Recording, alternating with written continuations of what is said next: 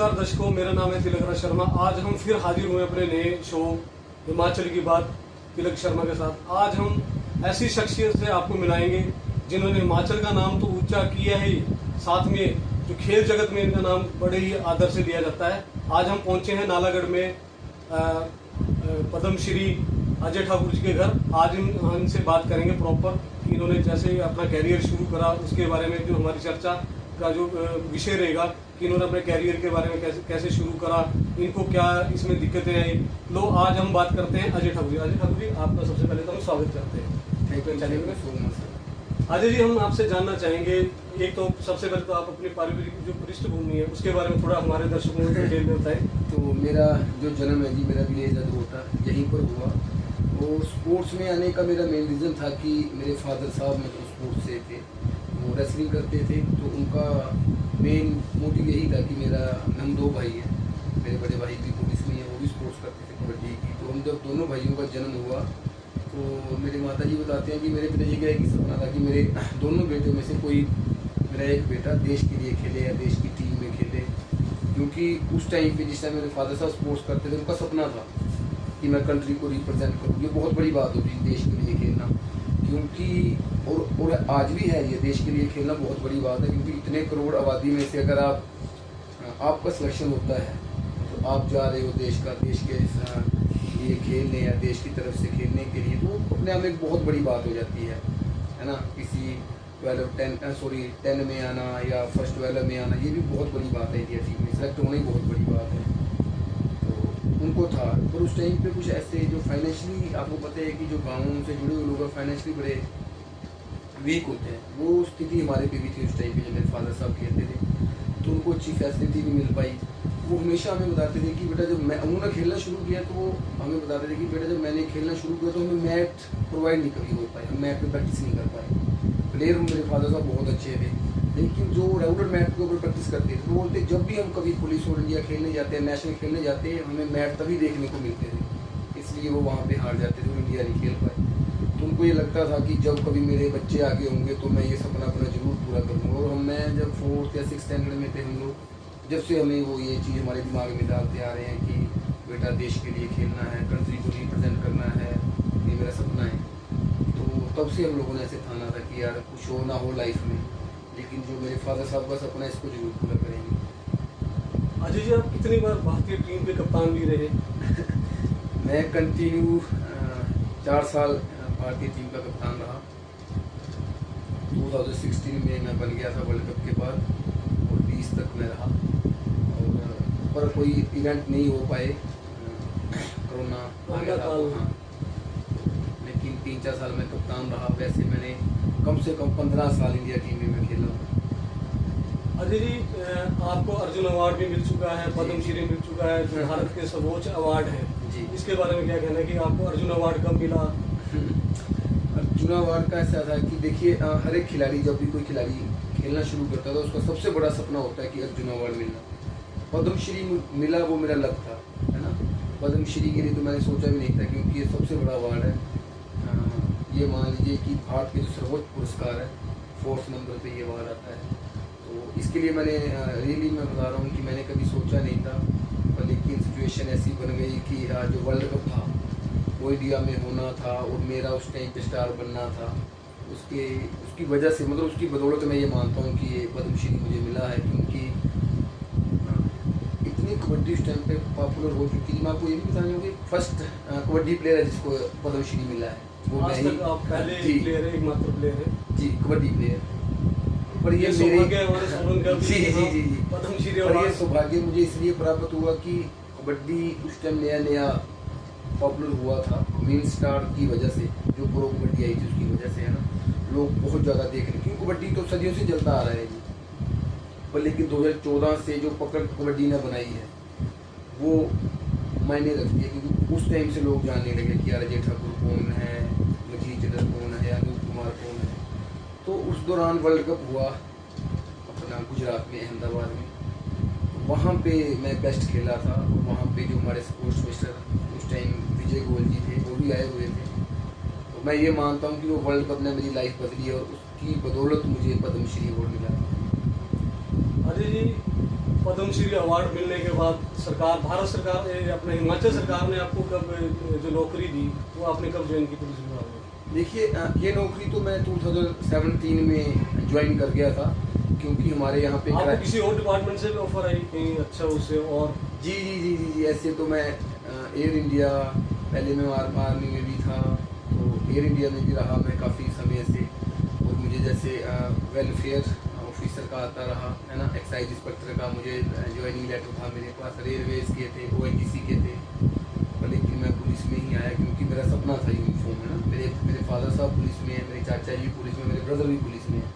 तो मुझे हाँ ये परिवार से ही था कि यार मुझे भी यूनिफॉर्म ही पहननी है, इसलिए मैं पुलिस डिपार्टमेंट में आया था और मैंने पुलिस ही ज्वाइन करी थी। तो नौकरी का ये होता है कि हमारे क्राइटेरिया है, कोई भी प्लेयर अगर ओलंपिक, एशियन गेम और कॉमनवेल्थ इनमें अगर वो प्लेयर मेडल लेके आता है, फर्स्ट सेकंड थर्ड है ना, गोल्ड हो सिल्वर हो ब्राउन, तीनों में से कोई भी प्लेस लेके आएगा, उसके लिए हमारी हिमाचल गवर्नमेंट सबसे अच्छा रूल है हमारे हिमाचल में।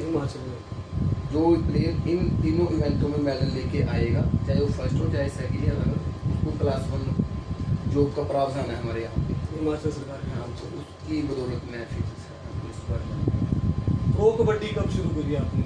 प्रो कबड्डी में कौन सी टीम से खेल करे आप? 2014 में प्रो कबड्डी शुरू हुई थी, तो 2 साल मैं 14 और 15 में खेला हूँ बेंगलुरु बुल्स से। उसके बाद फिर मैंने खेला है अपना पुनेरी पल्टन से खेला 2 साल में।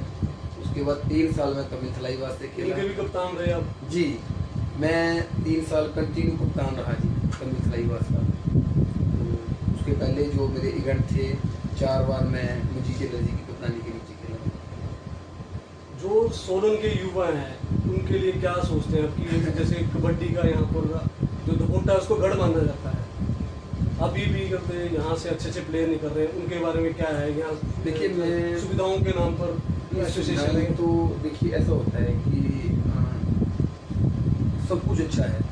गवर्नमेंट ने यहाँ हमारी हिमाचल गवर्नमेंट ने देखिए 3% कोटा भी 3% कोटा इसमें 3 नेशनल लगातार प्लेयर। जी जी जी थोड़ा इसमें डिटेल में बताएंगे आप, जो प्लेयर अगर हमारे को सुन रहे होंगे? जी देखिए स्पोर्ट्स कोटे का मतलब होता है कि जैसे आप लोग कंटिन्यू नहीं, चाहे आप कभी भी 3 सर्टिफिकेट आपको चाहिए नेशनल में पार्टिसिपेट के। अगर आप नेशनल में एक पार्टिसिपेट करते हो और आपका कोई भी मेडल आ जाता है तो वो एक ही सर्टिफिकेट है वो इनफ है, एक ही बहुत है स्पोर्ट्स कोटे के लिए। अगर उसमें आपका मेडल आता है, अगर मेडल नेशनल लेवल पे आता है, नेशनल लेवल पे इंटरनेशनल पे आता है, तब भी तब तो फिर आपको फिर क्लास 1 की जॉब है ना। तब क्लास 1 ऐसे आप जैसे कि पुलिस में आपको कांस्टेबल लगना है तो आपके लिए 3 सर्टिफिकेट जरूरी है पार्टिसिपेशन के।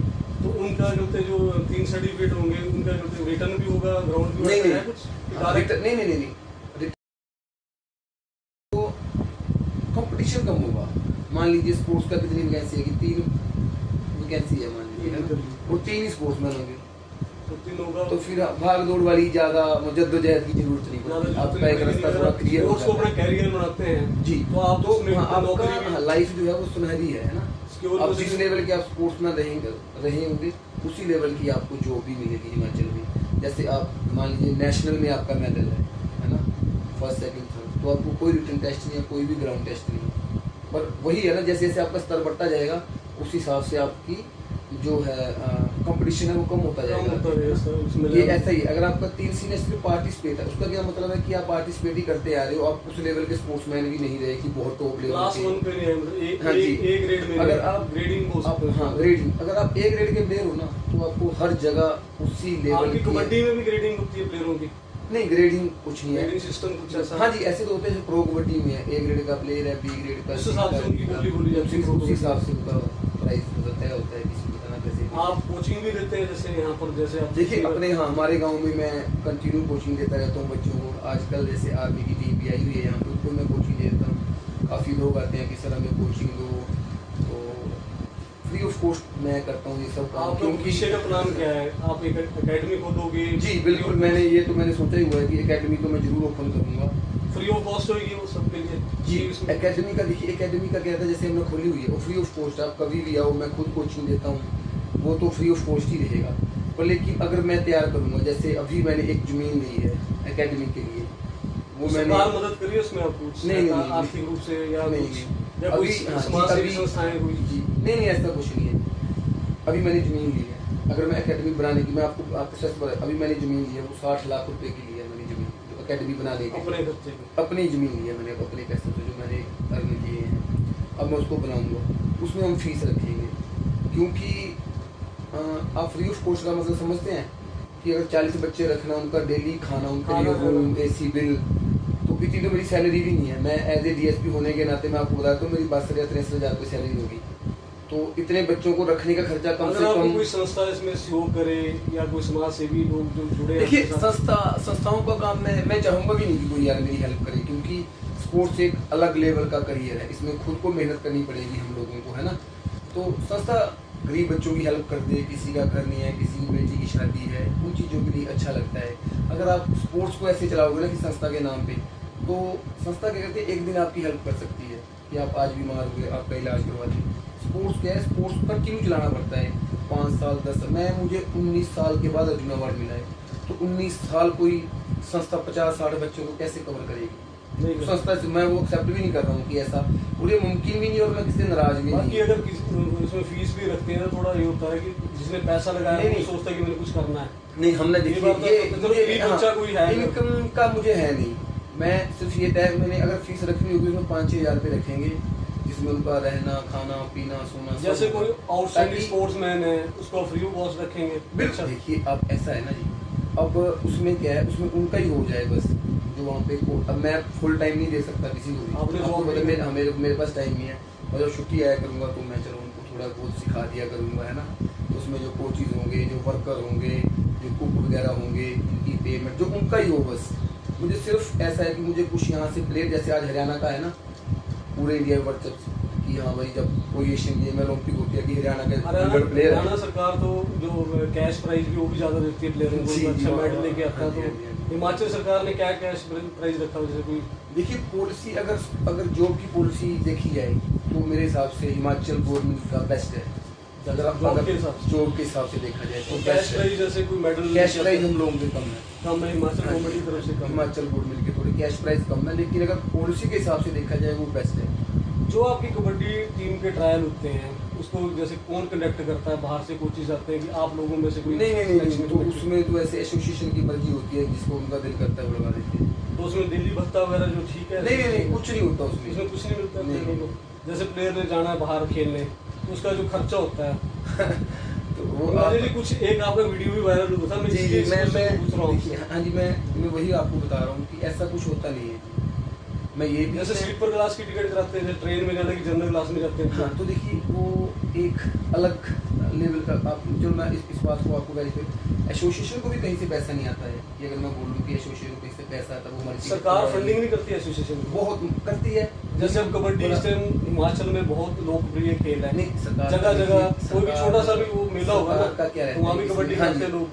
गवर्नमेंट ने तो तय किया हुआ है कि अगर इस लेवल का खिलाड़ी होगा हम ये जॉब देंगे, या नेशनल खेलेगा उसको प्राइज मनी देंगे। एसोसिएशन कोई फंडिंग है ना, ऐसे होती है कैंप का, ऐसे देते जैसे नेशनल टीम जा रही है आपकी खेलने, तो उसके लिए तो होता होगा ना डेली भत्ता इतना है जी, जो जाएगा इस क्लास में जाएगा, मतलब या बाय एयर जाएगा या ट्रेन से जाएगा? नहीं, ऐसा कुछ नहीं है, ऐसा कुछ नहीं। उसमें एसोसिएशन ही करती है, एसोसिएशन को कहीं से आते नहीं है पैसे, वो बात अलग है। पर ऐसे खिलाड़ी हैं, एसोसिएशन जनरेट कहाँ से करती है पैसा? उनको कहाँ से पैसा आता है जब सरकार को पैसा देती है? कहीं से नहीं आता है जी, खुद ही। जैसे मान लीजिए अब ये हेल्प के थ्रू चलता है। जैसे मैं हूँ ना, मान लीजिए हमने अपने मेरे गांव में भी कैंप लगाया था हम लोगों ने पैसा खर्च किया, जहाँ उन लोगों ने आपस में सहयोग कर। नहीं, हम लोग जैसे मैं था, मेरे मामा जी थे, मेरे चाचा जी थे, श्री जयपाल चंदेल जी, हम लोगों ने आपस में कंट्रीब्यूट किया। गाँव के 5-6 लड़के मिलते कि यार इनका अच्छा करना है, इनको अच्छी डाइट देनी है, इनका रहने का, वो हमने कर दिया सारा। तो ऐसा रहता है। एक मामला ये उठा था कि जो एसोसिएशन है, चाहे आपकी एसोसिएशन है, चाहे और भी एसोसिएशन, उसमें जो कुछ पदाधिकारी हैं वो उससे रिलेटेड है नहीं उनके मुँह से, या तो राजनेता हैं। मैं यही बात कर रहा हूँ, या वो कोई पैसे वाला है। देखिए कोई भी गेम हो, उसमें खिलाड़ी का वर्चस्व होना जरूरी है। मेरा तो यही मानना है कि खिलाड़ी ही एसोसिएशन के मेंबर होने चाहिए, क्योंकि जिनको नॉलेज ही नहीं है वो फिर आपको पता वो किस हिसाब से। फिर आपकी बात हो जाती है कि फंडिंग के लिए भी रखते होंगे। पैसे वाला देखिए ना, फंडिंग तो हम रेडी करने के लिए हम कर रहे हैं ना। मेरी देखिए हमारा क्वेश्चन क्या है अब कि- आपकी कितने गेम में स्कोप है, जी। वो कबड्डी में ही पैसा मिलता है जी। और गेमों में स्कोप नहीं है, इसलिए क्या करते हैं, एथलेटिक एसोसिएशन होगी, फुटबॉल एसोसिएशन होगी, ठीक है, वॉलीबॉल होगी, तो उनमें ये ऐसा करते हैं कि किसी नेता को बना देते हैं, मंत्री को बना देते हैं। बहुत अच्छी बात है। मैं बोलूँ जिन खिलाड़ियों को जहाँ पे तंगी है, अब जैसे मैंने इस पर आवाज़ उठाई, हमें लगा कि यार कुछ गलत हो रहा है, और पहले पिछले 20 साल से कबड्डी चल रही है ना, 20 साल से कबड्डी चलिए, उससे पहले नहीं हम लोग कभी बोले, हमें नहीं महसूस हो रहा है। आज अगर हमें लग रहा है कि हम कैपेबल हैं कि हम अपनी एसोसिएशन को खुद चला सकते हैं अच्छे से, तो मुझे लगता है कि वो चलानी चाहिए। जहाँ अगर मैं जहाँ कैपेबल खिलाड़ी आ जाए वो संभाल सकते हैं, बिल्कुल, और संभालनी भी चाहिए। अब मान लीजिए, अब आपका ये आप चैनल से हैं, मुझे इसकी नॉलेज नहीं है कि कैसे क्वेश्चन पुट करना है, अब मैं जानबूझ से आप माइक छीनूं, वो गलत बात है ना, तो छीनने वाली बात होगी। छीनने वाली बात है ना। अब हम बोल रहे हैं कि हम चला सकते हैं अपनी कबड्डी को अच्छा, तो जबरदस्ती मतलब जो कि अगर नेशनल आप- की टीम आपकी गई थी पीछे, उसमें आपका नाम भी था उस टीम में, जी, जी। तो बाद में लास्ट टाइम में आपने विड्रॉल करा, उसके बाद आपका वीडियो वायरल हुआ, आपने बोला कि ऐसे से है, जी। फिर उनका भी काउंटर हुआ, उन्होंने भी कोई अपनी काउंटर देखिए, मैं तो इन चीज़ों को मानता नहीं, मेरा तो ये मानना है अगर कोई खिलाड़ी खुद चलाना चाहता है तो उसमें प्रॉब्लम कहाँ है। जो इनके एसोसिएशन के इलेक्शन होते जी। हैं उसमें पार्टिसिपेट करते हैं प्लेयर, जो पुराने प्लेयर होते हैं, अरे मैं वही तो बोल रहा हूँ, कुछ है ही नहीं। ऐसा सिस्टम कुछ नहीं है। नहीं। वो डायरेक्ट इलेक्शन होते हैं, कैसा होता है इसमें?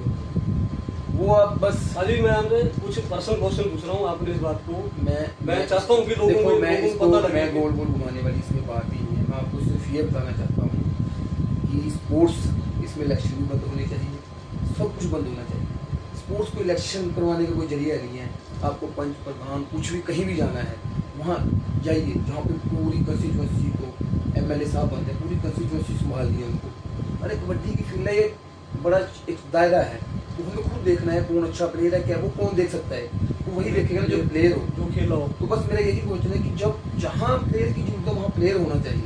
अब सोलन की जो कबड्डी एसोसिएशन है, उसके जो प्रधान और जनरल सेक्रेटरी, वो आपकी गेम से रिलेटेड है कि वो? भाई जी, मैं आपको वही बता रहा हूँ कि कहीं भी, ठीक है, कहीं भी हाँ, खिलाड़ी नहीं है, ओरिजिनल खिलाड़ी कहीं नहीं है, ठीक है जी। मैं सिर्फ ये आपको ये बंद कमरों में इलेक्शन होते होंगे फिर तो, कि ये प्रधान बन जाए, चल तू सेक्रेटरी। मैं आपको यही बता रहा हूँ कि देखिए, जो खिलाड़ी है वो मैनेजमेंट कभी नहीं कर सकता। मैनेज करना समझते हैं आप? मैं आपको मैनेज करूँगा, आप मुझे ही वोट दो, ये खिलाड़ी के बस का बात नहीं है। तो अगर इसी तरीके से अगर ये चीज़ें चुनी जाएंगी तो ये कभी भी इस चीज़ को ऊपर नहीं खिलाड़ी आ सकता। सरकार इसके ऊपर पॉलिसी भी लेके आ रही थी, नहीं लाई है सरकार ने, कुछ अनुराग ठाकुर जी ने और जयराम ठाकुर जी ने भी अभी आश्वासन इसका दिया है। इसका हाँ, ड्राफ्ट ड्राफ्टिंग भी हो रही है। अब एक खिलाड़ी ही, हाँ, खिलाड़ी बनेगा, ही- प्लस वो 5 साल का कार्यकाल होगा उसका। जी, खिलाड़ी ही ऐसी- बनना ऐसा चाहिए, ड्राफ्ट क्योंकि है। हाँ, इसमें क्या है, खिलाड़ी ही बनना चाहिए, क्योंकि हमें एक बच्चा है, मेरे बच्चा मान लीजिए मेरी गुड़िया है, मैं उसको किसी स्कूल में लगाऊंगा ना, मैं 100 बार पूछूंगा स्कूल की बिल्डिंग कैसी है, ये टीचर टेट पास है या नहीं है। और जो बच्चा किसी ने अगर गेम में डालना है तो वो प्रश्न नहीं पूछेगा कि यार ये क्या खेले हैं क्या नहीं खेले। हम अपने बच्चों का भविष्य ऐसे अंधकार में डिटेल में। आपके जो, आप किसको गुरु मानते हैं? मैं मेरे गुरु श्री नंदलाल ठाकुर जी, मैं पहले आपसे पूछना भूल गया कि पहले तो गुरु से ही शुरुआत करनी चाहिए। मेरे गुरु श्री नंदलाल ठाकुर जी हैं। वो यही होता से नहीं, वो बिलासपुर से हैं। बिलासपुर से। आगे का जो आप बच्चों में भविष्य देखते हैं, उनके लिए एक मैसेज आप देना चाहते हैं? मैं बच्चों के लिए यही मैसेज देना चाहता हूँ कि आप ज़रूर मेहनत करें, अपने आप को साबित करने की कोशिश करें, क्योंकि 2 तरह के लोग होते हैं लाइफ में, एक बोलते हैं, एक करके दिखा देते हैं। हमें वो बनना है कि हमें करके दिखाना है ना। और अपने सपनों को लेकर के हमें मतलब किस तरीके का हमारा फोकस चाहिए कि अगर आज हम 2 घंटे, आपको बच्चे भी, हिमाचल के जो प्लेयर भी हैं, वो अपना आइकॉन भी मानते हैं, आपको आदर्श भी मानते हैं, कई आपको फॉलो करते हैं। ये हमने देखा है, कहीं भी कबड्डी लीग होती है, आपको स्पेशल उसमें बुलाया जाता है कि मुख्य अतिथि कौन होगा, अजय ठाकुर। वो सबका प्यार है जी मेरे लिए कबड्डी का। और मैं ये भी मानता हूँ कि आज की बदौलत में अगर मुझे लोग जानते हैं, अजय ठाकुर ऐसे नाम से चिल्लाते हैं, तो सब उन लोगों की बदौलत है। कुछ भी हो लाइफ में, वो सिर्फ और सिर्फ लोगों की बदौलत होता है। अगर कोई नहीं देखेगा तो फिर कौन किसी को जानेगा। एक ओरा है जो बंदे का, जो क्रेज होता है इंसान का, वो लोगों की बदौलत होता है, उसकी समाज की बदौलत होता है। इसके लिए मैं सब लोगों का धन्यवाद हूँ जो मुझे इतना प्यार करते हैं। Ajay Thakur ji, live news 24 TV से बात करने के लिए बहुत धन्यवाद। Thank you.